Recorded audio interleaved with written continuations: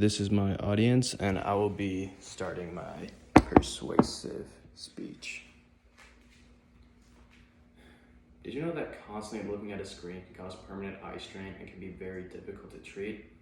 However, you know what an alternative is? To read a book. Today, I'll persuade you on why people should read more. In this digital age where you can literally pull a screen out of your back pocket, reading is still important, and people should continue to read as much as possible. Ever since I was a young boy, I was so into reading books of all kinds and different genres, and I've learned so much, and it has really pushed my imagination to the highest level. I'm able to write better and use clearer words during my essays. I'll talk about the effects that reading a book will have on you, the impact reading can have on your life, the negative impacts of other alternatives to storytelling, like constantly watching television or movies on a screen, and how reading can benefit and improve your life. According to a study done in 2009, scientists at the University of Sussex in the UK assessed how many different activities lowered stress by measuring heart rate and muscle tension. Reading a book or newspaper for just 6 minutes lowered people's stress levels by 68%, which is a stronger effect than other alternatives like going for a walk, drinking a cup of coffee, or listening to music. According to the authors, the ability to be fully immersed and distracted is what makes reading the perfect way to relieve stress. While television and books do have the same purpose, which is to feed us entertainment, the difference between the two is that we are literally forming our own universe when reading a book.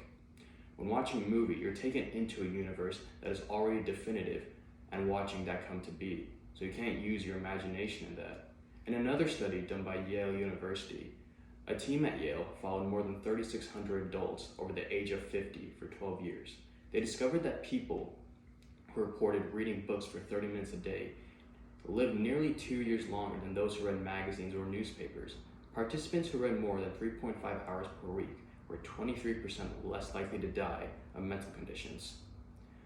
Reading should be a fundamental building block that can help children understand the language instead of parents putting on a TV program telling kids how to learn. They should be reading to them and encouraging them to read at their own pace as well. Dr. Jennifer Duffy, the graduate school dissertation chair at NCU, said, "Reading is a fundamental skill needed to function in society. Words spoken and written are the building blocks by which a child's mind grows.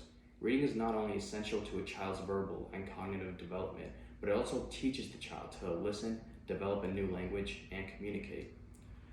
Additionally, books open a child's imagination to discovering his or her world. According to Dr. Duffy, it also stresses the vitality of reading to children on a daily basis. She reads to her 3 young boys every night to stimulate their thoughts and awaken their intellect.